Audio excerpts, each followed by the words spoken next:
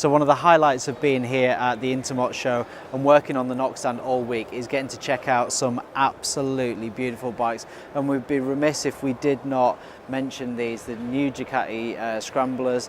And actually it just so happens that we're about 30 meters away on the knock stand, and we've been looking at this all week, and you have to say these are 3 or actually 4 particular models that have just come out, and they're absolutely stunning. Obviously building on the massive success that is the Ducati Scrambler. Yeah. This one is the full throttle, and it's got me captivated. Yeah, I mean, to be honest, the really cool thing they've done this time around, obviously from 2015 when the Scrambler was introduced, they've had, I mean, it's been a massive success. The most popular bike that Ducati have made over the last number of years. Yeah. So what I think what Ducati have done, which is pretty clever, is they've not made a massive amount of change. The bike looks pretty much identical, the architecture's the same. They've just made some small tweaks, so you've got an LED daytime running light, you've got some slight tweaks to the engine. It now makes 72 horsepower. So I think what they've tried to do is they've listened to the market, they've listened to the riders, so they've also improved information on the display, so it's now got a fuel gauge, it's now got gear position indication, which to be honest, at this money, and we'll get to the money part of it, I'm sure at some point in this video, I've got to say I would expect that. Yeah. It's got a new IMU, so it essentially means that it's got cornering ABS. I mean, all brand new bikes now have ABS, but cornering ABS, which is a pretty cool feature. And then, of course, what they've also done, so the standard bike, the Icon, is very much the same as the original bike, but instead of what they did with the other models, they look very, very similar. They've changed them completely for this time around. Like you said, this is the full throttle. I love the paint job on this bike. This is my favourite. Reminds me of all the Kenny Roberts stuff. It's Kenny Robert coloured scheme.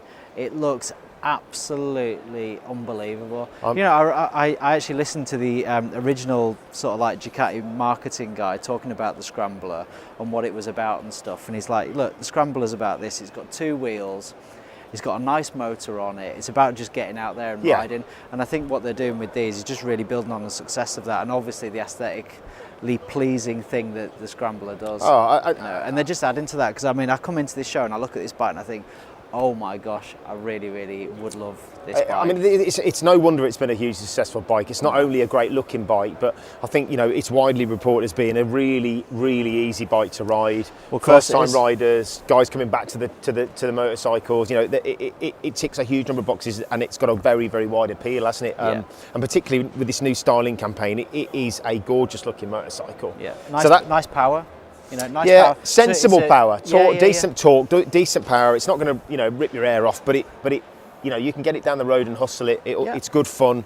It's not intimidating. No, it's a twin, so it's got plenty of torque. I mean, I've ridden, for quite a few years a bike with 70 horsepower, and it's really nice amount of power for the road. You can really wring its neck and have a really good laugh. And with a V-twin, you've got a bike with a bit of character. It makes a nice noise. Another thing that they've done this year as well, I think, which is pretty important, is they've changed the seat slightly, so it's a slightly wider seat.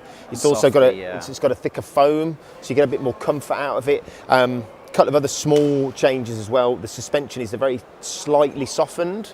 And again, I think those who've ridden it, and it has been ridden, if you're really pushing, then you can perhaps sense that. But in the real world, nobody's going to ride the bike like that. So softening that suspension, slightly softer seat, it's just a more comfortable bike to ride. It makes perfect sense to me.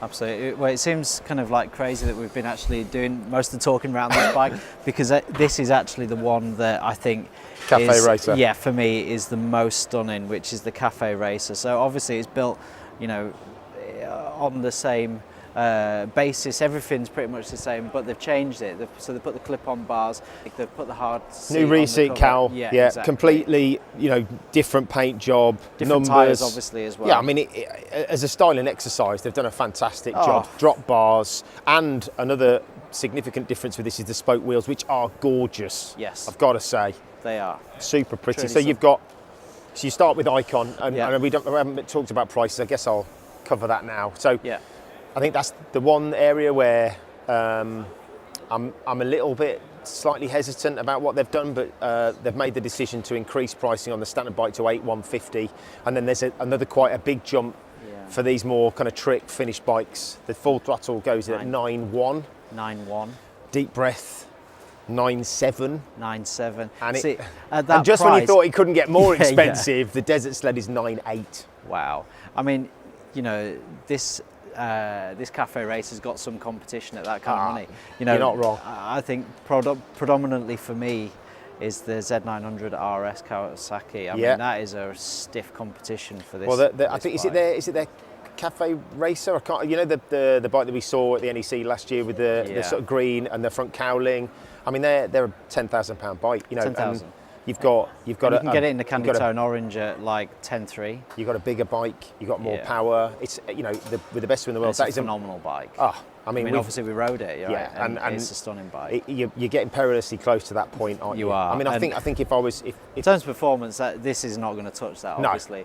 No. And in terms of styling, you know, that's your own choice. Isn't Absolutely, it? and look, you know, I can kind of see where the money goes because you know what you get is a really, really beautifully styled bike. Having said that, you're taking yourself into a place where, like you quite rightly said, there are a lot of bikes at that money, and you've got to be a little bit careful, haven't you? But you know, again, you know, Ducati is an aspirational brand, isn't it? Of course it is. And you know, there's a lot of folk out there who really do want to ride a Ducati, and they don't necessarily want a rip-snorting V4 with 200 horsepower. They don't want a huge adventure or a tourer bike. They want something they can run out of the weekends on a sunny day, look cool, you know, enjoy a non-intimidating bike, and this does the job very, very well. Obviously, the deals with, you know, Ducati, I know for the Scrambler always come up with some really good PCP deals, so you know there'll be that available. Obviously, that level of detail is not released right now, but I'm imagining there'll be some great deals on.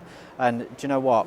I'm personally a massive fan of these new models. I've got to say, I'm pretty taken. You know what we like. I like a powerful motorcycle, something with 3 figures and more. But you know, this is a lovely piece of kit, I must say. Absolutely. So thanks so much for watching. Please subscribe to the channel if you're not already, and hope you're enjoying these little reviews. You know, it's just a part of what we're doing as being a part of these shows, and so thanks so much, and we'll see you on the next one.